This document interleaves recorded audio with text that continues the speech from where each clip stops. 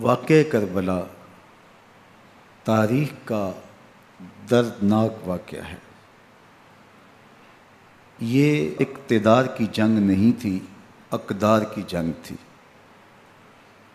دو شخصیتوں کی لڑائی نہیں تھی، دو نظریات کا ٹکراؤ تھا۔ یہ حق اور باطل کا معرکہ تھا۔ یزید ظلم کا استعارہ ہے، حسین ابن علی امن کی علامت ہے۔ یزید جبر کا پتلا ہے، حسین صبر کا پیکر ہے۔ یزید اپنی بدطینت فطرت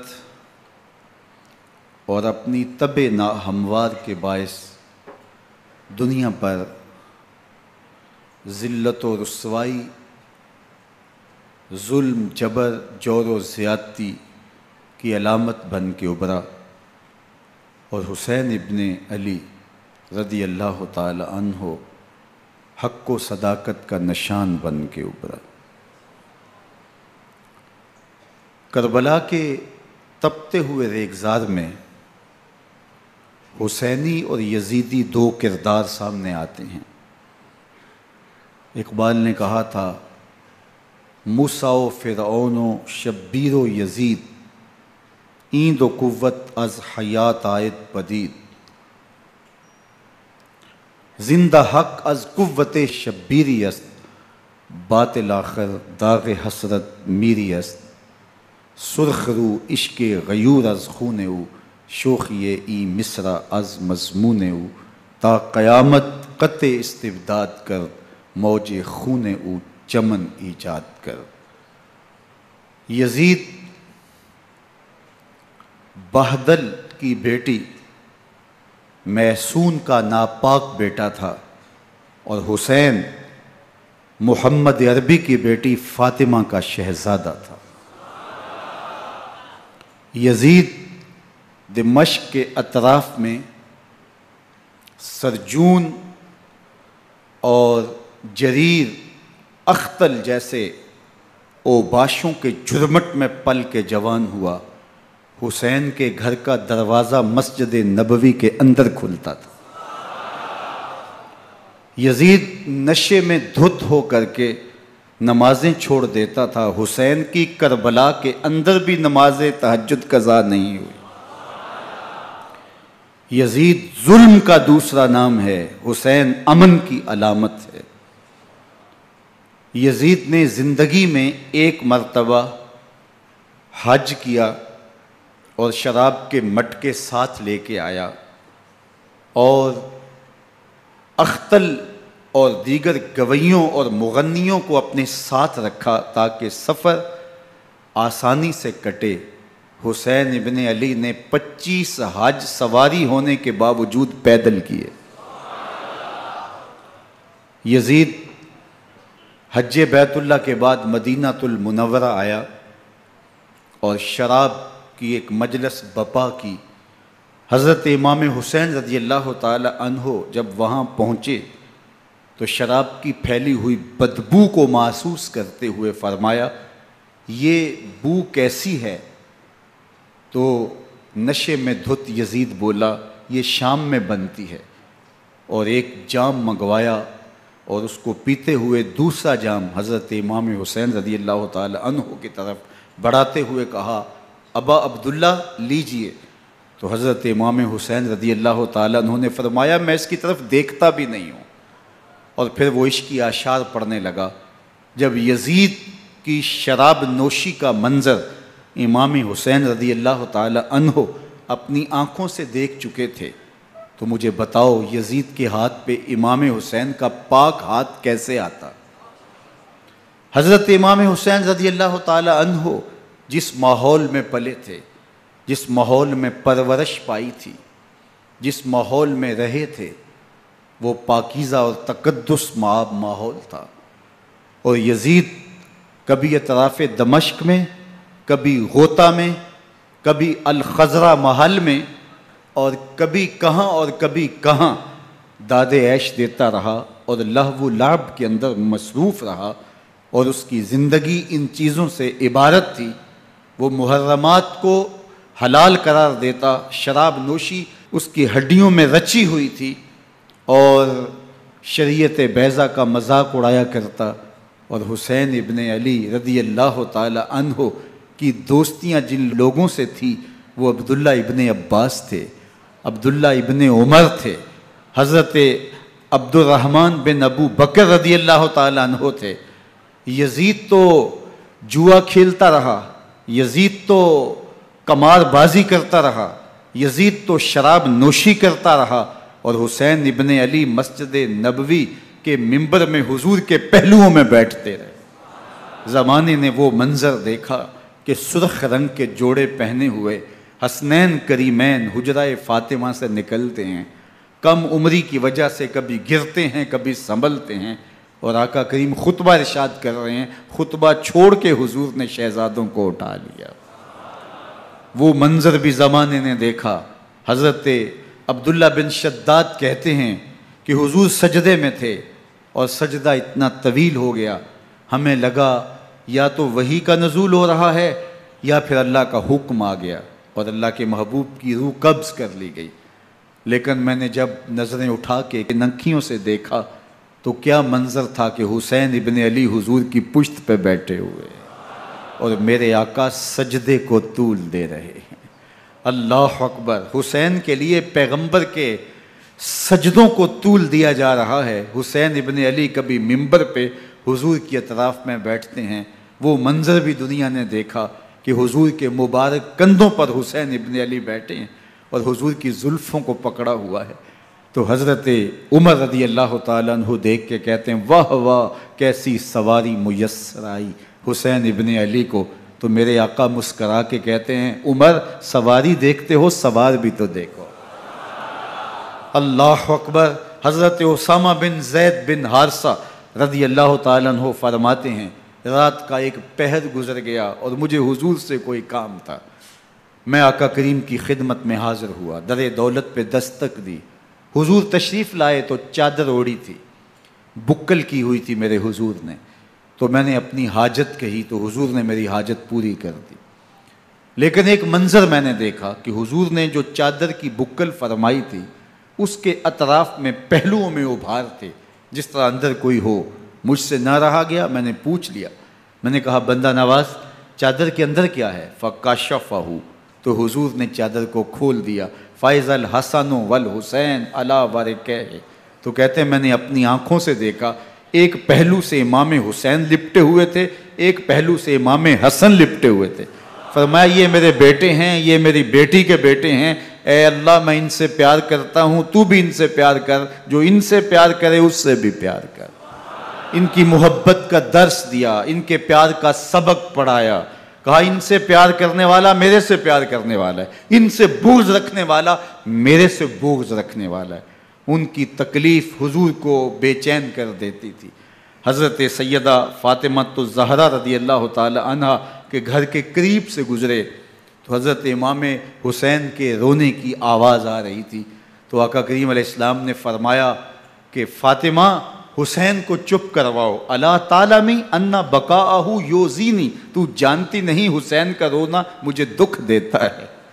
حسین ابن علی کو حضور رونے نہیں دیتے تھے، ان کو دکھی نہیں ہونے دیتے تھے، کیونکہ رسول اللہ صلی اللہ علیہ وسلم جانتے تھے کہ یہ کتنے دکھ سہے گا، کتنی تکلیفوں سے گزرے گا اور کتنے مصائب سہے گا۔ زمانے نے وہ گھڑیاں بھی دیکھیں کہ حضرت حذیفہ بن یمان رضی اللہ تعالیٰ عنہ فرماتے ہیں کہ میں حضور کی خدمت میں نماز مغرب کی ادائیگی کے لیے حاضر ہوا، اور میں نے یہ اجازت خاص طور پہ اپنی ماں سے اس شرط پہ لی تھی کہ امی آپ مجھے اجازت دیں، میں حضور کی خدمت میں حاضر ہوتا ہوں، مغرب کی نماز بھی ادا کروں گا اور پھر حضور سے عرض کروں گا حضور میرے لیے اور میری ماں کے لیے بخشش کی دعا کر دیجئے۔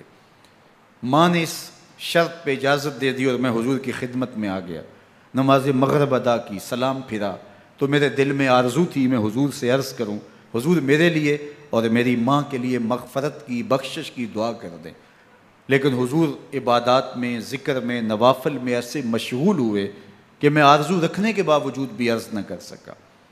خیر نماز عشاء کا وقت ہوا، اذان پکاری گئی، حضور مصلی پہ آئے، نماز پڑھی، سلام پھرا، تو میرے دل میں پھر خیال آیا کہ ماں سے ایک نماز کی چھٹی لی تھی، نمازیں بھی 2 ہو گئیں، ماں نے جاتے پوچھنا ہے حضور سے میرے لیے اور اپنے لیے مغفرت کی، بخشش کی دعا کروائی تھی، تو کیا جواب دوں گا؟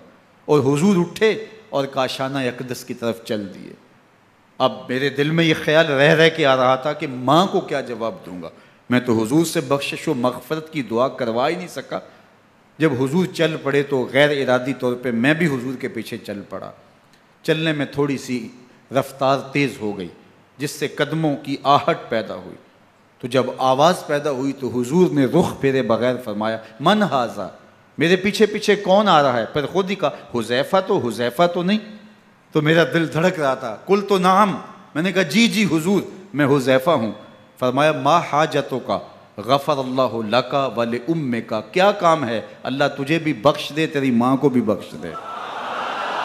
اب جو کام تھا وہ جنبش لب سے پہلے ہی ہو گیا، یہاں تو لفظوں کا سہارا بھی نہیں لینا پڑتا، وہ بند لبوں کی بولیاں بھی سنتے ہیں۔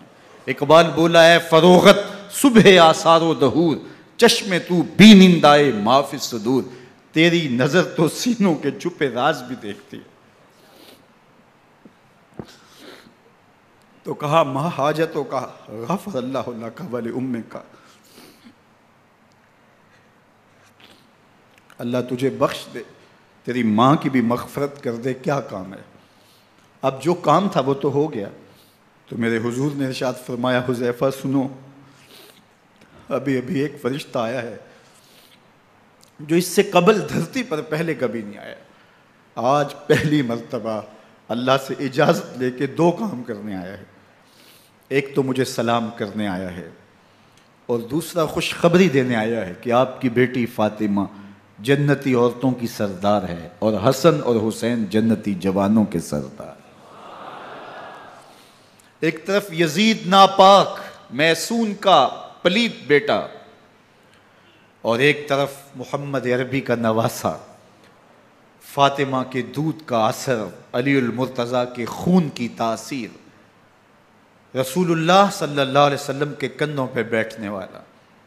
ایک دن حضور نے امام حسین رضی اللہ تعالیٰ عنہ کے ہاتھ پکڑ لیے اور ان کے پاؤں اپنے پاؤں پہ رکھے، اور پھر فرمایا بیٹے آگے بڑھو، اور ان کے پاؤں حضور کی پنڈلیوں پہ آئے۔ پھر کہا بیٹے اور آگے بڑھو، حتیٰ کہ ان کے پاؤں حضور کی رانوں پہ آئے۔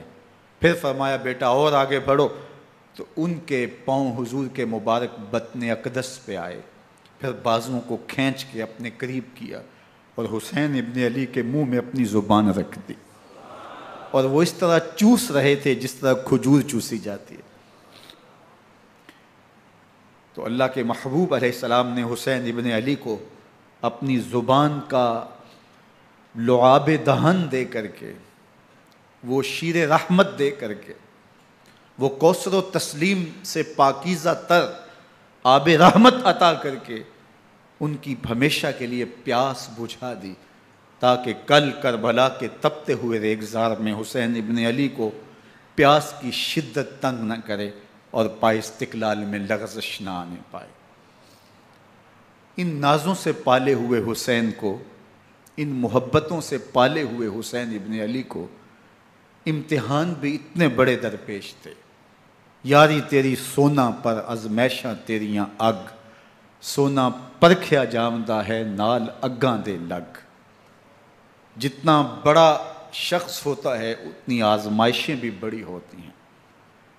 پیغمبر رحمت کی آغوش میں کھیلنے والا، حجرہ فاطمہ کا جانشین، مصلی رسول کا وارث، منبر رسول صلی اللہ علیہ وآلہ وسلم پر حضور کے مبارک پہلو اور گود میں بیٹھنے والا حسین، حضور کی زبان چوسنے والا حسین، حضور کے کندھوں پہ سواری کرنے والا حسین، آقا کریم علیہ الصلوۃ والسلام کے مبارک سجدے کی حالت کے اندر حضور کی پشت پہ کھیلنے والا حسین، جس حسین کا دروازہ مسجد نبوی کے اندر کھلتا تھا اور یزید کی کرتوتوں کے چشم دید گواہ تھے۔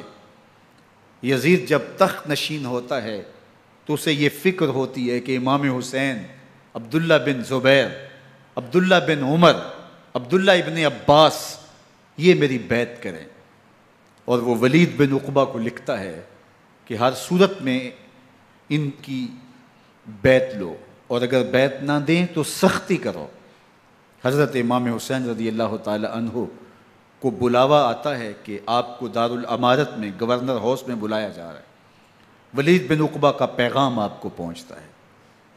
آپ اس وقت فرماتے ہیں کہ اس وقت جو پیغام پہنچا ہے وہ کسی خطرے سے خالی نہیں ہے، تو کچھ سواروں کو ساتھ لیا، کہا تم دارالامارت کے باہر کھڑے رہنا، اگر میری آواز بلند ہوئی تو اندر آ جانا، ورنہ تم انتظار کرنا۔ آپ اندر گئے۔ ولید بن عقبہ نے مروان کو بھی بلایا تھا۔ مروان بن حکم یہ گورنر مدینہ ولید سے پہلے رہ چکا ہے، تو اس نے مشورہ دیا کہ سختی کی جائے۔ خیر ولید بن عقبہ نے کہا کہ یہ خط ہے، حضرت امیر معاویہ کا انتقال ہو گیا اور یزید تخت نشین ہوا ہے، لہٰذا وہ آپ سے بیعت کا مطالبہ کرتا ہے۔ تو حضرت امام حسین رضی اللہ تعالیٰ عنہ نے فرمایا کہ میرے جیسا شخص یوں چھپ کے بیعت نہیں کر سکتا، اور آپ واپس پلٹے۔ مروان بن حکم نے ولید بن عقبہ کو کہا کہ یہ موقع ہے جانے نہ دیا جائے، اگر یہ نکل گئے تو دوبارہ تم قابو نہیں پا سکو گے، اور انہیں یہیں قتل کر دیا جائے۔ حضرت امام حسین رضی اللہ تعالیٰ عنہ نے یہ بات سن لی۔ کہتے ہیں حضرت امام حسین انہی قدموں کے بل واپس پلٹے اور مروان بن حکم سے مخاطب ہو کے کہا، مروان کیا بول رہا ہے؟ وہ خاموش ہو گیا۔ فرمایا تو جانتا نہیں ہم کون ہیں؟ آنا حسین ابن علی ابن ابی طالب، میں حسین ہوں، میں علی کا بیٹا ہوں، ہمارے گھر میں قرآن اترتا رہا ہے، وحی کا نزول ہوتا رہا ہے، اور یزید فاسق ہے، فاجر ہے، مسلمانوں کا قاتل ہے اور شرابی ہے، میں ڈنکے کی چوٹ پہ یزید کی بیعت سے انکار کرتا ہوں۔ بس حیدری کچھار سے محمدی شیر نکل آیا ہے۔ اب اوسان خطا ہو گئے، راستہ چھوڑ دیا، واپس آئے، سیدہ زینب سے ملے، کہا مدینے کو چھوڑنا پڑے گا۔ کہا بھیا کیا ہوا؟ کہا یزید بیعت لینے پہ مصر ہے اور میں کسی صورت بھی بیعت نہیں کروں گا، رسول اللہ کا مدینہ ہمارے خون سے لالہ زار بنے گا، میں نہیں چاہتا کہ حضور کے شہر نور کی حرمت پامال ہو۔ دوستو وہ کیسا منظر ہوگا جب حسین ابن علی نے آخری حاضری حضور کے روضے پہ دی ہوگی۔ حاجی یا معتمر 10 دن کے لیے، 8 دن کے لیے، 20 دن کے لیے مدینہ المنورہ عارضی سکونت اختیار کرتا ہے، اور حضور کے روضہ انور سے، اس شہر نور سے، ان گلیوں سے، ان بام و در سے ایسا مانوس ہو جاتا ہے کہ جب واپس پلٹ رہا ہوتا ہے ان دعاؤں کے ساتھ کہ دوبارہ آنا بھی نصیب ہو، اور اسے لگتا ہے کہ میں دوبارہ بھی بلایا جاؤں گا، لیکن اس کے باوجود شہر حبیب چھوڑنا قیامت سے کم نہیں ہوتا۔ اعظم چشتی مرحوم آخری بار جب حضور کے روضہ انور پہ گئے تو بیمار تھے، ویل چیئر پہ تھے۔ باب بقی سے باہر نکلے تو خادم سے کہا کہ میری ویل چیئر پیچھے سے کھینچو تاکہ میرا رخ روضہ انور کی طرف رہے، اور وہ پیچھے سے کھینچتا چلا جا رہا ہے، اور جب باب مکہ سے پیچھے جنت البقیع کے قریب سے گنبد خضرا نگاہوں سے اوجل ہونے لگا تو اعظم چشتی مرحوم نے کہا، جان بدن سے نکلتی ہے اعظم، جان بدن سے نکلتی ہے اعظم، کوئی آسان ہے مدینے سے جدا ہونا، کوئی آسان ہے مدینے سے جدا ہونا۔ یہ اس شخص کی کہانی ہے جو 10 دن، 5 دن، مہینہ، 2 ماہ وہاں رہتا ہے، اور پھر اس شہر کو چھوڑ کے آنا اس کے لیے آسان نہیں ہوتا۔ اور مجھے بتاؤ کہ حسین جو پیدا مدینے میں ہوا، جس کے گھر کا دروازہ مسجد نبوی کے اندر کھلتا تھا، جو مسجد نبوی کے اندر پرورش پا کے جوان ہوتا ہے اور مدینے کی گلیوں میں کھیلتا رہا، اس حسین ابن علی کے لیے مدینہ چھوڑنا، اور پھر وہ اس بات کا علم اور شعور رکھتے تھے کہ یہ آخری بار حضور کے در پہ حاضری ہے، دوبارہ اس شہر نور میں نہیں آ سکوں گا، تو کیا قیامت ہوگی اور کیا منظر ہوگا۔ محمد بن حنفیہ کے علاوہ خاندان نبوت کے جتنے لوگ تھے ان سب نے شہر مدینہ کو الوداع کہا، اور رات کے موقع میں مدینہ المنورہ کو، مسجد نبوی کو چھوڑ کر کے مکہ کی جانب عازم سفر ہوئے۔ 3 شعبان المعظم کو مکہ المکرمہ پہنچتے ہیں، ادھر کوفیوں کے خطوط آنے شروع ہو جاتے ہیں۔ حضرت امام حسین رضی اللہ تعالیٰ عنہ مسلم بن عقیل رضی اللہ تعالیٰ عنہ کو صورتحال معلوم کرنے کے لیے بھیج دیتے ہیں۔ 40,000 کوفی آپ کے ہاتھ پہ بیعت کر لیتے ہیں۔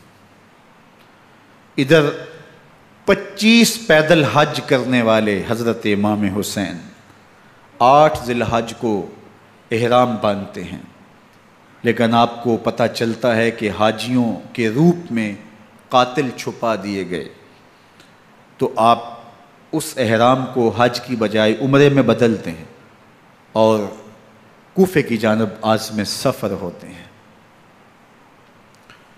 کائنات والو، ذرا سینے پہ ہاتھ رکھ کے دیکھو کہ یہ کتنا مشکل مرحلہ تھا۔ اس دین کی آبرو کو بچانے کے لیے حضرت امام حسین رضی اللہ تعالیٰ عنہ نے کتنا بڑا قدم اٹھایا۔ آپ کے بہی خواہ، دوست، احباب عبداللہ بن عمر یہ سارے روکتے ہیں، عبداللہ بن عباس کہتے ہیں حضرت نہ جائیے، الکوفی لا یوفی، کوفی کبھی وفا نہیں کرتے، آپ کے والد کو وہاں شہید کیا گیا، لیکن آپ ایک فرض کو نبھانے جا رہے ہیں۔ میرے غم گسارو، میرے مہربانوں، نہ روکو مجھ کو جانے دو، مجھے نانے کے دی کی ڈوبتی کشتی بچانے دو، میں جاتا ہوں کہ دنیا پر وفا کا نام رہ جائے، میں رہوں نہ رہوں پر عظمت اسلام رہ جائے۔ میں نہیں جاتا تو نبی کے گھر کی آن جاتی ہے، میں نہیں جاتا تو نبی کے گھر کی آن جاتی ہے، تمہارا دین جاتا ہے میری غیرت ایمان جاتی ہے۔ حضرت امام حسین یہاں سے چلتے ہیں، ابھی راستے میں ہی پہنچتے ہیں کہ یہ خبر آتی ہے کہ کوفے والوں نے بے وفائی کر دی، حضرت مسلم بن عقیل رضی اللہ تعالیٰ عنہ کو شہید کر دیا گیا، نعمان بن بشیر معزول کر دیے گئے، ابن مرجانہ ابن زیاد وہاں متعین کر دیا گیا جو سخت گیر شخص تھا، اور اس نے لوگوں کو ڈرایا دھمکایا اور کوفے کے لوگوں کے دل بدل گئے اور وہ بیعتیں توڑنے لگے۔ وہ منظر مسجد کوفہ کا کتنا دلگداز تھا، جب امام نماز کے لیے کھڑے ہوئے تو 40,000 لوگ آپ کے پیچھے تھا۔ جب سلام پھیرا اور امام نے دیکھا کہ پیچھے لوگ نہیں ہیں، پھر لوگوں نے اپنے دروازے بھی بند کر لیے۔ رات کی تنہائیاں ہیں اور حضرت مسلم بن عقیل کو کوئی پناہ دینے والا نہیں ہے، لوگوں نے دروازے بند کر لیے کہ کہیں ہمارے گھر میں نہ آ جائیں اور ہم مشقت اور حکومتی تشدد کا شکار نہ ہوں۔ کتنا دردناک لمحہ ہے حضرت مسلم بن عقیل رضی اللہ تعالیٰ عنہ پہ، اور پھر حضرت مسلم بن عقیل بے دردی سے شہید کر دیے جاتے ہیں۔ آپ ابھی راستے میں ہیں، یہ ساری کہانی پہنچتی ہے کہ حضرت مسلم شہید کر دیے گئے اور بے دردی سے شہید کر دیے گئے۔ وہ جنہوں نے خط لکھے تھے کہ ہم آپ کے ساتھ ہیں اور ہم منتظر ہیں، چشم برا ہیں، آپ کے قدموں کی چاپ سننے کے لیے بےتاب ہیں، آج انہوں نے بیعتیں توڑ دی۔ 40,000 کوفی منحرف ہو گئے۔ مسجد کوفہ کا وہ منظر کس قدر روح کو تڑپا دینے والا تھا۔ ہم پچھلے سال عصر اور مغرب کے درمیان جب کوفہ پہنچے تو سورج ڈوبنے کے قریب تھا۔ میں نے اپنی زندگی میں اتنا اداس موسم کہیں نہیں دیکھا جتنا اداس موسم کوفے میں دیکھا۔ ایسے لگتا تھا جس طرح کوفے کی آب و ہوا آج بھی شرمندہ ہے۔ جو مسلم بن عقیل اور خاندان نبوت کے ساتھ اہل کوفہ نے کیا، حضرت امام حسین رضی اللہ تعالیٰ عنہ کو ان کے بہی خواہوں نے، اعزاء نے، اقرباء نے، دوستوں نے، آوان و انصار نے، ساتھیوں نے کہا کہ حضرت حالات یکسر تبدیل ہو گئے، اب ہمیں مراجعت کر جانی چاہیے، واپس پلٹ جانا چاہیے۔ تو حضرت امام حسین کافی سوچ بچار میں رہے، پھر اس کے بعد آپ نے فیصلہ کیا کہ ہم آگے بڑھیں گے۔ دوستوں نے کہا کہ حضرت اگر آپ آگے بڑھیں گے تو ہمیں لگتا ہے کہ وہ آپ کے ساتھ سلوک اچھا نہیں کریں گے اور آپ بچوں کے سامنے پیاسے شہید کر دیے جائیں گے۔ تو حضرت امام حسین رضی اللہ تعالیٰ عنہ نے وہاں ایک خطبہ ارشاد فرمایا کہ لوگو تم جو مجھے بتا رہے ہو مجھے اچھی طرح معلوم ہے، جو تم مجھے منظر پیش کر رہے ہو وہ میری نگاہوں میں ہے، اور جو کچھ ہونے والا ہے چشم تصور وہ منظر دیکھ رہی ہے۔ چونکہ حضرت امام حسین رضی اللہ تعالیٰ عنہ کی شہادت کی خبر حضرت امام حسین کے پیدا ہوتے ہی خاندان نبوت میں عام تھی۔ حضور علیہ السلام کو یہ بات جبریل امین نے آ کے بتائی تھی جب حسین ابن علی کے ساتھ حضور محبت کا اظہار کر رہے تھے، تو یہ جبریل امین نے آ کے کہا تھا حضور آپ کا یہ بیٹا ارض طف میں شہید کر دیا جائے گا، اور کربلا کی مٹی لا کے حضور کو دی اور ام سلمہ کو حضور نے عطا کر دی۔ حضرت ام سلمہ کہتی ہیں کہ ایک دن میں سوئی تو خواب دیکھا کہ حضور کے مبارک بال بکھرے ہوئے ہیں اور سخت پریشان ہیں، تو میں نے کہا کہ حضور آپ کی یہ کیا حالت ہے؟ وَبِيَدِهِ قَارُورَةٌ، اور حضور کے ہاتھ میں ایک شیشی ہے، فیہا دمن، جس کے اندر خون ہے۔ تو میں نے کہا حضور یہ کیا؟ فرمایا میں قتل گاہ حسین سے آ رہا ہوں اور یہ حسین ابن علی کا خون ہے۔ تو کہا 10 محرم کا دن تھا، دوپہر کا یہ منظر تھا، میں کیلولہ کر کے اٹھی، جب میں نے دیکھا تو وہ شیشی جس میں کربلا کی مٹی رکھی تھی وہ خون بن چکی تھی۔ تو یہ خبر پہلے دی گئی تھی، یہ بتا دیا گیا تھا۔ فرمایا میرے دوستو جو تم مجھے بتاتے ہو میں اس سے بے خبر نہیں ہوں، یہ سب کچھ ہونے والا ہے، لیکن اس کے باوجود میں کیوں جا رہا ہوں؟ تو آپ کا ایک تاریخ ساز جملہ ہے جو کربلا کے فلسفے کو ہمارے سامنے رکھتا ہے کہ یہ اتنا بڑا امتحان کیوں دیا۔ حضرت امام حسین رضی اللہ تعالیٰ عنہ نے فرمایا وَلَكُمْ فِيَّ أُسْوَةٌ، میں اس لیے جا رہا ہوں قیامت تک ظلم، جبر اور ناانصافی کے خلاف کھڑے ہونے والوں کے لیے کوئی نمونہ تو ہو۔ میری زندگی قیامت تک ظلم، جبر اور استحصالی نظام کے خلاف کھڑے ہونے والوں کے لیے نمونہ ہے۔ تو حضرت امام حسین رضی اللہ تعالیٰ عنہ نے حق اور باطل کے درمیان ایک سرخ لکیر کھینچ دی اپنے خون سے۔ اب حق اور باطل کا امتیاز کرنا مشکل نہیں ہے، کوئی باطل پہ اڑا رہے تو الگ بات ہے، لیکن امتیاز کرنا مشکل نہیں ہے۔ حدود بالکل واضح کر دیں۔ اقبال نے یہاں کتنی خوبصورتی کے ساتھ اس مضمون کو نبھایا۔ سرخ رو عشق غیور از خون او، شوخی این مصرع از مضمون او، تا قیامت قطع استبداد کر، موج خون او چمن ایجاد کر۔ ایک جہاں آباد کر دیا، حق اور باطل کی راہیں اجال دی۔ اب لوگوں کو یزید کا چہرہ پہچاننے میں دیر نہیں لگتی، وقت کے ہر یزید کا چہرہ آسانی سے پہچانا جا سکتا ہے۔ یہ معرفت زمانے کو کروائی کس نے؟ حسین ابن علی نے کروائی رضی اللہ تعالی عنہ۔ تو حضرت امام حسین نے فرمایا کہ جو میرے ساتھ ہونے والا ہے میں اچھی طرح جانتا ہوں، لیکن میں اس کے باوجود آگے بڑھوں گا۔ پھر بڑھے اور کربلا میں جا کے خیمہ زن ہو گئے۔ 7 محرم کو پانی بند کر دیا گیا۔ پانی بند ہوا تو کھانا بھی میسر نہیں تھا، لیکن ذکر پانی کا ہوتا ہے اس لیے کہ کھانے کے بغیر انسان کئی دن کاٹ لیتا ہے، لیکن پانی کے بغیر گزر نہیں ہوتی۔ تو فرات کی نہر سامنے اپنی موجوں کے ساتھ چمک رہی ہے، لیکن ایک قطرہ آب بھی آل رسول کو نہیں دیا جا رہا۔ کائنات کے اندر ایسے انوکھے امتحان بھی ہوتے ہیں۔ وارثوں ساقی کوثر کے، مالک ہوں حوض کوثر کے، اور بیٹے ہوں ساقی کوثر کے، اور آج ایک بوند پانی کی بھی میسر نہ ہو۔ صبر کا امتحان ہے، عزیمت کا امتحان ہے۔ حضرت امام حسین رضی اللہ تعالیٰ عنہ خیمہ زن ہو گئے۔ 3 دن تک پانی بند رہتا ہے۔ 9 محرم کو رات کی تنہائی میں حملہ آور ہونا چاہتے ہیں، لیکن آپ نے کہا کہ ہمیں اللہ کے حضور عبادت اور ذکر کے لیے وقت دیا جائے۔ ساری رات ذکر میں گزرتی ہے، عبادات میں گزرتی ہیں۔ رات کے اندھیرے میں آپ چراغ بجھا دیتے ہیں۔ آوان و انصار کو کہتے ہیں کہ ان کی دشمنی میرے ساتھ ہے، انہیں میرا خون چاہیے، اگر تم رات کی تاریکی میں نکل جاؤ تو میں تم سے کوئی مواخذہ نہیں کروں گا، اور یہ بھی تمہارا پیچھا نہیں کریں گے، اس لیے کہ ان کا مطلوب تم نہیں ہو، ان کا مطلوب میں ہوں۔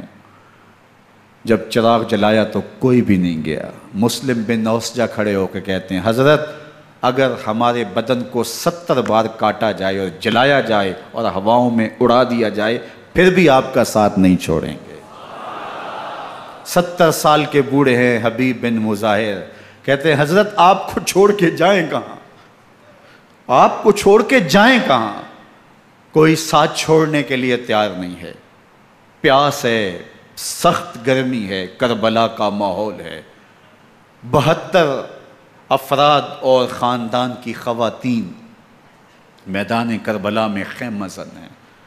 دوسری طرف لشکر اعداء اشقیا 22,000 کی تعداد میں مقابلے میں، ایک روایت 30,000 کی ہے۔ ان صرف 72 پیاسے لوگوں کے لیے اتنے لوگوں کو جمع کرنے کا مقصد خوف زدہ کرنا تھا۔ شرط ہے کہ یا یزید کی بیعت کر لیں، محاصرے توڑ دیں گے، پانی دستیاب ہوگا، اعزاز و اکرام سے نوازا جائے گا، خزانوں کے منہ کھول دیے جائیں گے۔ لیکن حسین ابن علی کہتے تھے سب کچھ لٹ جائے گا، باطل کے ہاتھ پہ ہاتھ نہیں رکھوں گا۔ اللہ اکبر۔ اب صبح طلوع ہوتی ہے، عاشور کا دن چڑھتا ہے، سورج اپنی پوری تمازت کے ساتھ گرمی برسا رہا ہے۔ آج خاندان نبوت کا امتحان زمانے نے دیکھنا ہے۔ رسول اللہ کا لعاب چوسنے والا اس کے صبر کا آج امتحان ہے، حضور کے کندھوں پہ کھیلنے والے حسین کا آج امتحان ہے۔ اللہ اکبر۔ حسین ابن علی تمام حجت کرتے ہیں میں نے تمہارا کچھ نہیں بگاڑا، میں نے کسی کا خون نہیں کیا، میں نے کوئی زیادتی نہیں کی، تم کیوں میرے قتل کے در پہ ہو؟ تم جانتے نہیں میں کون ہوں؟ میں تمہارے نبی کا نواسا ہوں، رسول اللہ صلی اللہ علیہ وآلہ وسلم کے کندھوں پہ کھیلتا رہا ہوں، حضور کا لعاب چوستا رہا ہوں، اور میں بوسہ گاہ رسول صلی اللہ علیہ وآلہ وسلم ہوں۔ لیکن ان اشقیاء کے دل پر کوئی چیز اثر انداز نہیں ہوتی۔ ایک ہور ہے، اللہ اس کے دل میں نرمی ڈالتا ہے۔ پہلے تو امام حسین کو گھیر کے لے کر کے آتا ہے، لیکن بعد میں وہ قافلہ یزید سے قافلہ حسین کی طرف آ جاتا ہے۔ امام حسین فرماتے تو دنیا میں بھی ہور ہے، آخرت میں بھی ہور ہے، آزادی مل جاتی ہے۔ باقی 22,000 کا لشکر جرار امام حسین کے قتل کے در پہ ہے۔ پھر تاریخ نے خاندان نبوت کا وہ انوکھا امتحان دیکھا۔ حضرت امام حسین کے بچے بالخصوص خواتین پیاس کی شدت میں حلق خشک ہیں۔ حضرت سکینہ تڑپ کے اپنے باپ سے کہتی ہیں کہ مجھے 6 ماہ کے علی اصغر کی پیاس نہیں دیکھی جا رہی۔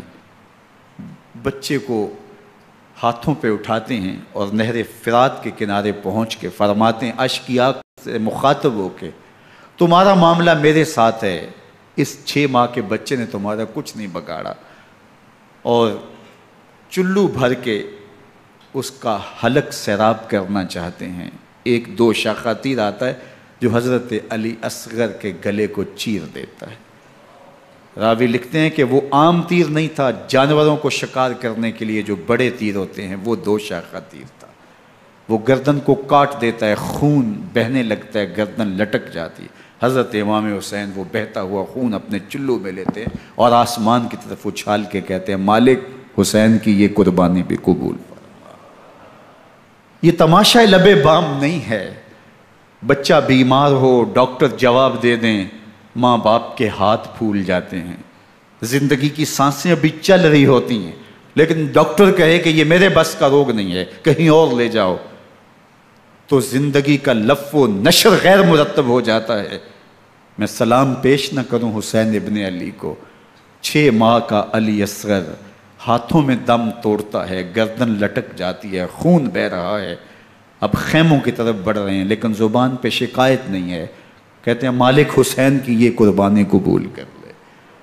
اب خیموں کی طرف آنا، شہر بانوں ام رباب سیدہ زینب حضرت سکینہ سلام اللہ علیہا کا سامنا کوئی آسان کام نہیں تھا، لیکن حسین ابن علی آتے ہیں، شہزادے کو یہاں خیموں کے قریب رکھ کے کہتے ہیں کہ یہ حوض کوثر سے سیراب ہو گیا ہے۔ اللہ اکبر، کوہرام مچ جاتا ہے خیموں کے اندر، کیا منظر ہوگا، اور ان کو کن الفاظ کے پیرائے میں ڈھال کر کے ان کیفیات کو بیان کیا جا سکتا ہے جو اہل بیت کے خیموں کے اندر علی اصغر کی شہادت کے بعد کا منظر رقم ہو رہا ہوگا۔ اللہ اکبر، ادھر عشقیہ آوازیں دے رہے ہیں، مبارزت کے لیے پکار رہے ہیں۔ زمانے نے پھر وہ منظر بھی دیکھا کہ جوان بیٹے کو 18 سال کی کمائی حضرت امام حسین میدان عمل میں بھیج رہے ہیں۔ وہ علی اکبر جو حسین کا نور نظر ہے، آنکھوں کا قرار ہے، دل کی تسکین ہے۔ اور پھر حضرت علی اکبر جب گھوڑے کی زین سے فرش زمین پہ گرتے ہیں تو باپ کو آواز دیتے ہیں، اور حضرت امام حسین جو ہے وہ آگے جا کے بیٹے کی لاش اٹھاتے ہیں۔ اللہ اکبر، 18 سال کے بیٹے کی لاش کو کندھوں پہ اٹھا کے خیموں تک لاتے ہیں اور ہاتھ پھیلا کے کہتے ہیں مالک حسین کی یہ قربانی بھی قبول فرما۔ کبھی قاسم بن حسن کی لاش اٹھا کے لاتے ہیں، کبھی اون و محمد کی لاشیں اٹھا کے لاتے ہیں، بتیجوں کی، بھانجوں کی، بھائی عباس کے کٹے ہوئے بازو اور زخموں سے چھدا ہوا لاشا۔ کیا کیا قیامتیں تھیں جو اس کربلا کے ایک میدان کے اندر نہیں توڑی گئیں۔ حضرت امام حسین پر دکھ پہ دکھ، تکلیفوں پہ تکلیفیں، اب 71 لاشیں اٹھا کے خیموں تک پہنچا چکے، اور ادھر مبارزت کی دعوت دی جا رہی، آؤ میدان عمل میں آؤ، اب دیر کیوں کر رہے ہو۔ رسول اللہ کا حرم، رسول اللہ کی شہزادیاں جو نازوں میں پلی تھیں، وہ کلیاں جو شبنم کا بوجھ بھی گوارا نہیں کر سکتی تھی، آج مصیبتوں کے پہاڑ ٹوٹ گئے۔ حضرت امام حسین کبھی شہربانوں کو، کبھی ام رباب کو دلاسا دیتے ہیں، کبھی حضرت زینب کو کہتے ہیں۔ حضرت زینب کربلا کے اس میدان کے اندر بڑے حوصلے کے ساتھ اپنے بھائی کے ساتھ کھڑی رہی، اپنے 2 بیٹے راہ خدا میں پیش کیے، ان کی لاشیں وصول کی، لیکن زینب جس جرأت کے ساتھ، جس پامردی کے ساتھ اس سارے منظر کو حوصلے کے ساتھ سہتی رہی، وہ یقیناً حوصلہ سیدہ زینب سلام اللہ علیہا کا ہی ہے۔ لیکن یہ وہ منظر تھا کہ زینب کا دل بھی ڈول گیا جب حسین ابن علی گھوڑے پہ بیٹھنے لگے، اور ان کو گھوڑے میں بٹھانے والا کوئی نہیں تھا، اور جو بھی سوار جاتا پھر واپس اس کی لاش ہی آتی اور حسین ابن علی لے کے آتے۔ آج حسین ابن علی جا رہے ہیں، زندگی کا سارا سرمایہ لٹ رہا ہے، حضرت زینب سلام اللہ علیہا سنبھل نہیں رہی۔ حضرت امام رضی اللہ تعالیٰ عنہ اٹھے اور آپ نے حضرت زینب کو صبر کی تلقین کی اور کہا کہ صبر ہی بہترین ذریعہ ہے اور اللہ کی قربت کا ایک بہترین سبب ہے، اور ان کو صبر کی تلقین کرتے ہوئے فرمایا کہ میرے بعد تم نے اس ذمہ داری کو سنبھالنا ہے، اور ان مخدرات اسلام کی، ان شہزادیوں کے پردے کی تم نے حفاظت کرنی ہے۔ اور پھر گھوڑے کی زین کس کے امام حسین لشکر اشقیاء کی طرف بڑھتے ہیں۔ اب خیموں سے سسکیوں کی آواز آ رہی ہے، ان کا سردار، ان کا تاجدار آج سب کو چھوڑ کے کربلا کے میدان کی طرف بڑھ رہا ہے۔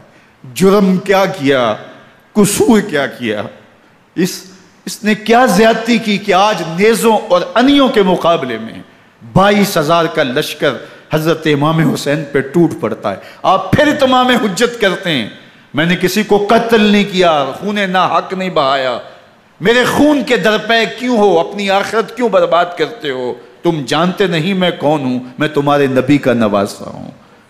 لیکن ابن زیاد کہتا ہے مقابلے میں آؤ۔ پھر حضرت امام حسین رضی اللہ تعالیٰ عنہ مقابلے میں آتے ہیں، اور جب گھوڑے کو ایڑ لگا کے دشمن اشقیاء پہ ٹوٹتے ہیں تو پھر ایسا منظر ہوتا ہے کہ وہ بھیڑ بکریوں کی طرح آگے بھاگتے ہیں۔ 71 زخم کلیجے پہ لیے شجاعت کا یہ پیکر جب میدان میں آتا ہے، آواز آتی، یہ کون ذی وقار ہے، بلا کا شاہ سوار ہے، لباس ہے پھٹا ہوا غبار سے اٹا ہوا، تمام جسم نازنی چدا ہوا کٹا ہوا، یہ نبی کا نور عین ہے، یہ بالیقین حسین ہے، یہ حسین ابن علی ہے رضی اللہ تعالیٰ عنہ۔ پھر چاند بادلوں میں گھر جاتا ہے، شامی ہنڈے تیر برساتے ہیں، تلواروں سے آپ کے بدن پر ضربیں لگاتے ہیں اور نیزوں سے آپ کے بدن کو پرو دیتے ہیں۔ جب آپ کا پیراہن بعد میں اتارا گیا تو آپ کے پیراہن میں 122 سوراخ تیروں کے تھے، 33 زخم تلواروں کے اور 34 گھاؤ نیزوں کے تھے۔ جب گھوڑے کی زین سے فرش زمین پر آئے، بدن چھلنی تھا، زخم زخم سے خون بہہ رہا تھا، 3 دن کا پیاسا حسین، اللہ اکبر، بدن زخموں سے چور، 71 لاشیں کلیجے پہ لیے، مخدرات اسلام کے پردے کا خیال دل میں الگ ہے، لیکن گھوڑے کی زین سے جب فرش زمین پہ امام حسین آتے ہیں، زبان پہ ہائے نہیں، نالا و شیون نہیں، چیخ و پکار نہیں، آتے ہی پیشانی سجدے میں رکھتے ہیں اور پکارتے ہیں اللہم ردن بقضائک وصبرن علی بلائک تسلیما لامرک سبحان ربی العالی۔ مالک گھر لٹا کے، بچے لٹا کے، خاندان سب کچھ قربان کر کے، اپنے بدن کو زخموں سے چھلنی کروا کے، تیروں اور نیزوں کی انیوں سے اپنے آپ کو زخمی کروا کے، تیرے حضور سر جھکا کے یہ اقرار کرتا ہوں کہ حسین تیری تقدیر پہ راضی ہے، مالک تو بھی بتا، تو بھی حسین پہ راضی ہوا ہے کہ نہیں ہوا۔ آواز آ رہی ہے، اس پیاسے پر علی شیر خدا کو ناز ہے، اس نواسے پر محمد مصطفیٰ کو ناز ہے۔ اوروں نے بھی سجدے کیے پر اس کا عجب انداز ہے، اس نے وہ سجدہ کیا جس پر خدا کو ناز۔ حسین ابن علی رضی اللہ تعالیٰ عنہ کا سر انور دست قاتل نے تب کاٹا جب وہ سجدے میں جھکا ہوا تھا۔ یزید نے کہا میں بیعت لوں گا، امام حسین نے کہا کبھی بھی نہیں دوں گا، یہ سر کٹ سکتا ہے جھک نہیں سکتا۔ سر کاٹ کے نیزے کی نوک پہ چڑھا دیا گیا اور یہ اس بات کا اعلان تھا کہ ہم جیت گئے اور حسینی ہار گئے، اور لشکر یزید میں غوغا مچ گیا، نقارے بجنے لگے کہ ہم جیت گئے، دیکھو امام حسین شہید کر دیے گئے، اور سر کاٹ کے نیزے کی نوک پہ چڑھایا گیا۔ لیکن لشکر یزید سے ہی آواز آئی یہ کیسا سر ہے جو کٹ کے بھی سر بلندی ہے، کٹ گیا ہے پھر بھی اونچا ہے، اللہ اکبر، یہ سر سجدے میں کٹا ہے، رب کے حضور عبادت کی حالت میں کٹا ہے۔ حسین آج بھی سجدے میں ہے، اللہ اکبر، حسین آج بھی سجدے میں ہے، بلکہ کٹے ہوئے سر کا رخ زمین کی جانب تھا اور کٹی گردن آسمان کی طرف، یوں نیزے پہ پرویا گیا۔ اللہ اکبر، ایک شاعر نے نقشہ کھینچا، بآنکھ سر نیزے پہ اور سوئے زمین ہے روح، یعنی سجدہ ثانی کی ہے آرزو۔ رکعت کے 2 سجدے ہوتے ہیں، ابھی ایک سجدہ ہوا تھا کہ دست قاتل نے سر کاٹ دیا، کہا حسین کی پیشانی میں دوسرے سجدے کی تمنا مچل رہی ہے۔ یہ تھا حسین ابن علی کا سجدہ، ساری زندگی رب کے حضور سجدہ قضا نہیں ہونے دیا۔ آج پانی نہیں ہے، اللہ اکبر، آج تیمم کر لیتے ہیں، آج اپنے خون کو اوڑھ کر کے حسین نے اپنی پیشانی اپنے مالک کے حضور جھکا کر کے عظیمت کی وہ انوکھی داستان رقم کر دی کہ صدیاں گزرنے کے باوجود بھی ان کی یادوں کے چراغ روشن ہیں۔ جب حضرت امام حسین اور دوسرے آیان و انصار کو شہید کر دیا گیا تو ان کے سر نیزوں کی نوک پہ چڑھا دیے گئے، حضرت امام حسین کا کٹا ہوا سر اور باقی 71 افراد کے کٹے ہوئے سر نیزوں کی نوک پہ، اور 10 سواروں کو ابن سعد نے کہا کہ ان کو رون دو، اور گھوڑوں کی ٹاپوں تلے حضرت امام حسین رضی اللہ تعالیٰ عنہ اور ان کے آوان و انصار کو جو ہے وہ روندا گیا، حتیٰ کہ ان کی استخوان مبارک، ان کی ہڈیاں بھی چور چور ہو گئیں۔ روننے سے قبل ان کا لباس اتار لیا، ان کے کپڑے اتار لیے گئے۔ اللہ اکبر، کیسی دردناک گھڑیاں تھیں۔ یزید کا صرف یہی بد کرداری کا مرحلہ نہیں تھا، اس کربلا کے صحرا کے اندر یزید نے جس طرح امام حسین رضی اللہ تعالیٰ عنہ کو شہید کیا اور حضرت امام حسین کے خاندان کو شہید کیا، جب مدینہ المنورہ پر یزید نے مسلم بن عقبہ کو مقرر کیا، جس کو بزرگوں نے مصرب بن عقبہ کہا ہے، تو اس کو کہا 3 دن تک مدینے کا حرم تمہارے لیے حلال ہوگا، جو چاہو تم کرنا، اور شامی فوجوں کو اجازت ہوگی۔ تو وہاں بھی انہوں نے 10,000 تابعین اور 700 صحابہ کو شہید کیا۔ حضرت ابو سعید خدری رضی اللہ تعالیٰ عنہ گھر سے باہر نکلے، کافی بوڑھے ہو چکے تھے، تو انہوں نے حضرت ابو سعید خدری کو پکڑ لیا، کہا تم کون ہو؟ کہا مجھے ابو سعید خدری کہتے ہیں۔ تو کہا ہاں تمہارا نام سنا ہے، اور داڑھی سے پکڑ کے کھینچا اور کہا کہ ہے تمہارے پاس جو ہمیں دو؟ تو کہا کہ میرے پاس تو کچھ بھی نہیں، میں تو فقیر آدمی ہوں۔ تو ان کے گھر ان کو لے گئے، تو 2 کبوتر رکھے تھے حضرت ابو سعید خدری نے، تو وہ کبوتر لوٹ کے لے گئے۔ اللہ اکبر۔ حضرت ابن سنان رضی اللہ تعالیٰ عنہ کو، جو حضور کے علم بردار تھے فتح مکہ کے دن، ان کو ستو پہلے پلائے اور پھر ان کی گردن کاٹی گئی، اور کہا یہ ہے وہ ستو جو تم زندگی میں آخری بار پیو گے۔ ایک گھر میں داخل ہوئی شامی فوج، تو ایک خاتون کے ابھی بچہ پیدا ہوا تھا، اور قابلہ نے، دائیہ نے وہ بچہ ماں کی چھاتی پہ لٹایا، اور وہ ماں کا پہلا دودھ پی رہا تھا۔ تو یہ جا کے کہنے لگے نکالو تمہارے پاس جو کچھ ہے۔ تو اس خاتون نے کہا تم جانتے ہو یہ بچہ کون ہے؟ تو انہوں نے کہا ہم نہیں جانتے۔ کہا یہ حضرت ابن ابی کبشہ انماری رضی اللہ تعالیٰ عنہ کا بچہ ہے، اور یہ وہ صحابی ہیں کہ جو بیت الشجرہ کے موقع پہ حضور کے ہاتھ پہ بیعت کرتے ہیں۔ انہوں نے اس چیز کا لحاظ نہ کیا کہ جو کچھ ہے وہ ہمیں دو، ورنہ تیرے بچے کو نہیں چھوڑیں گے۔ تو ماں بچے سے مخاطب ہو کے کہتی ہے، ابھی بچہ پیدا ہوا ہے اور ماں سے پہلا دودھ پی رہا ہے، کہ بیٹے اگر میرے پاس کچھ ہوتا، وہ قیمتی سے قیمتی چیز بھی ہوتی، تیری جان کے لیے قربان کرتی، لیکن اس وقت میرے پاس کچھ ہے نہیں۔ تو ایک شکی آگے بڑھا اور بچے کو ایک ٹانگ سے پکڑ کے کھینچ کے دیوار کے ساتھ پٹک کے مارا، جس سے دماغ کا بھیجا نکل گیا۔ کیا کیا زیادتیاں نہیں کی۔ 700 صحابہ حرہ کے واقعہ میں شہید کیے یزید نے، اور 10,000 تابعین شہید کیے۔ مسجد نبوی میں ممبر رسول کے ساتھ گھوڑے باندھے، اور وہ ممبر رسول اور مصلی رسول کے قریب لید کرتے رہے۔ حضرت سید عبد المسیب فرماتے ہیں میں نابینا تھا اور حضور کے روضہ انور کے پاس بیٹھا تھا، اور یزید کے سپاہی آتے، جو بھی مسجد میں نظر آتا پکڑ کے لے جاتے، مجھے نابینا سمجھ کے چھوڑ دیتے، لیکن میں پریشان تھا کہ ظہر کا وقت ہوگا، عصر کا وقت ہوگا، مغرب عشاء کا وقت ہوگا، نہ اذان، نہ اقامت، نہ جماعت، تو کیسے مجھے پتہ چلے گا کہ نماز کا وقت ہو گیا، اور کیسی میری نمازوں کا کیا بنے گا؟ میں اس فکر میں بیٹھا تھا۔ لم ازل اسمع الاذان والاقامت من قبر رسول اللہ صلی اللہ علیہ وآلہ وسلم۔ فرماتے ہیں جب بھی پھر نماز کا وقت آیا، گنبد خضرا سے اذان کی بھی آواز آئی، اقامت کی بھی آواز آئی۔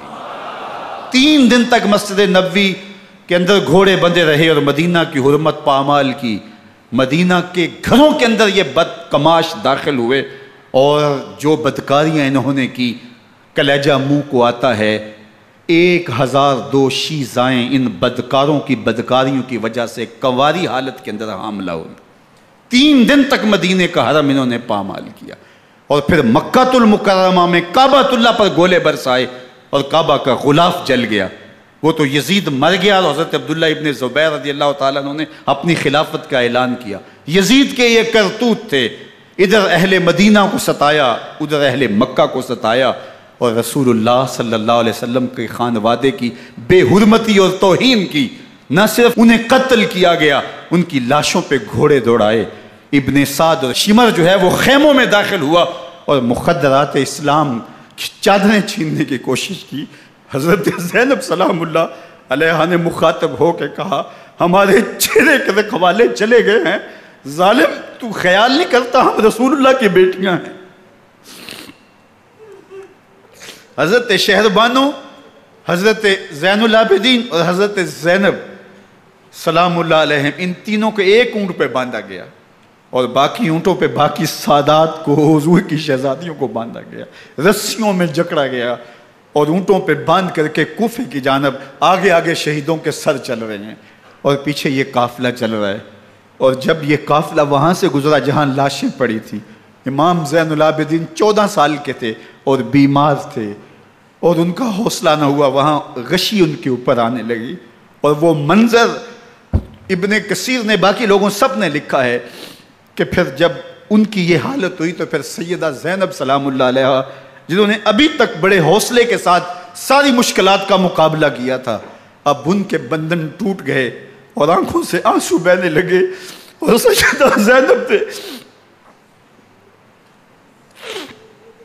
امام حسین رضی اللہ تعالیٰ عنہ کی لاش پہ کھڑے ہو کے، اور وہ روندی ہوئی لاش، ٹوٹی ہوئی ہڈیاں، اور وہ برینا بدن، کٹا ہوا سر نیزے کی نوک پہ، اور لاش یہ پڑی ہے، تو حضرت سیدہ زینب نے مدینے کی طرف منہ کر کے جو ہے وہ حضور سے فریاد کی، یا محمد آہو، یا محمد آہو، ھذا حسین بالآراء مزمل بالدماء، یا محمد آہو بناتوں کا سبایا۔ یا رسول اللہ، اے پیارے آقا، یا جد آہو، اے ہمارے نانا محترم، یہ دیکھیے آپ کا حسین پڑا ہوا ہے، بدن سے کپڑے اتار لیے گئے، خاک ہوائیں اڑا رہی ہیں، اور اس کے اوپر چادر جو ہے وہ مٹی کی پڑ گئی ہے۔ حضور آپ کی اولاد کاٹ دی گئی، اور پھر کہا بناتوں کا سبایا، حضور دیکھیے آپ کی بیٹیوں کے ہاتھ باندھ دیے گئے ہیں، اونٹوں پہ کس دیا گیا ہے، سر شہیدہ آگے آگے چل رہے ہیں، اور حضرت سیدنا امام حسین کا آگے آگے سر ہے۔ راستے کے اندر ایک جگہ آئی، رات گزری اور ان کو اتارا گیا۔ رات کا موقع تھا، ایک خاتون آئی اور اس نے کوئی کھانا پیش کیا ان کو، اور کہا کہ میں کسی زمانے میں حضرت سیدہ فاطمہ الزہرا کی نوکری کیا کرتی تھی، ان کی لونڈی تھی، ان کی کنیز تھی، اور آج مجھے پتہ چلا کہ آپ لوگ گزر رہے ہیں، تو میں نے کہا کہ میں اپنی مخدومہ کے خاندان کی خدمت کروں۔ اور پھر اس نے کہا کہ اس وقت سیدہ کی گود میں ایک 6-7 ماہ کی بچی تھی جس کو زینب کہا کرتے تھے، تو سیدہ زینب نے کہا کہ اماں اگر پہچانتی ہو تو وہ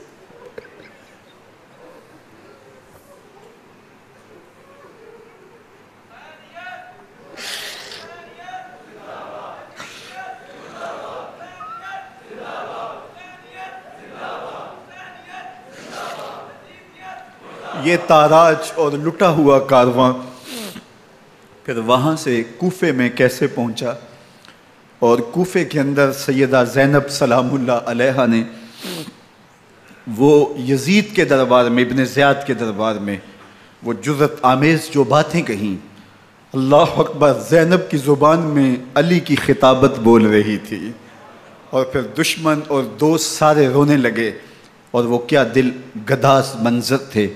اور پھر یہ سروں کا قافلہ اور سادات کرام کا مشکیں کسی ہوئی ہیں اور اونٹوں پہ باندھے ہوئے، ان کو وہاں سے پھر قادسیہ، اور قادسیہ سے پھر دمشق یزید کے دربار میں پہنچایا گیا، اور وہاں سے یہ لٹے ہوئے خانمہ برباد تاراج لوگ مدینہ المنورہ میں کیسے پہنچے، اور اہل مدینہ نے کیسے استقبال کیا، اور وہ منظر کتنا دلگداز تھا جب اہل مدینہ زینب سے پوچھتے تھے زینب حسین کہاں ہے؟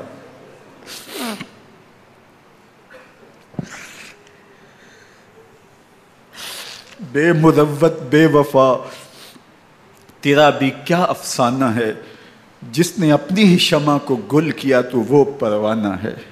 اپنے پیغمبر کے شہزادوں کو اور اپنے پیغمبر کی شہزادیوں کو جو دکھ اس امت نے دیے، یہ کائنات کی ایک انوکھی داستان ہے۔ اللہ ہمیں اسوہ شبیری پہ عمل کی توفیق عطا کرے اور ان کے نقوش پاک کی برکتیں دے، اہل بیت کی محبت ہماری روحوں میں جذب کر دے، اور جس عظیمت کے ساتھ، جس حوصلے کے ساتھ انہوں نے دکھوں کو جھیلا، جو دہکتی آگ کے شعلوں پہ سویا وہ حسین، جو جواں بیٹے کی میت پر نہ رویا وہ حسین، جس نے سب کچھ کھو کے کچھ نہ کھویا وہ حسین، مرتبہ اسلام کا جس نے دوبالا کر دیا، خون نے جس کے دو عالم میں اجالا کر دیا، جو کہ سوزے غم کو سانچے میں خوشی کے ڈھال کے مسکرایا موت کی آنکھوں میں آنکھیں ڈال کے۔ اے حسین ابن علی تم پر سلام، نازش آل نبی تم پر سلام۔ ذرا میرے ساتھ یہ پڑھ لیجئے، اے حسین ابن علی تم پر سلام، نازش آل نبی تم پر سلام، تم پہ لاکھوں رحمتیں لاکھوں سلام، اے شہیدان محبت کے امام، لالا گوں لالا بدن لالا کفن، اے چمن اندر چمن، زندگی ہی زندگی تیری حیات اے حیات اندر حیات اندر حیات، افتخار ملت بیضا ہے تو، رب کعبہ کی قسم یکتا ہے تو، فخر کا دل میں دریچہ باز کرنا چاہیے، جن کا تو آقا ہے ان کو ناز کرنا چاہیے۔ وآخر دعوانا ان الحمدللہ۔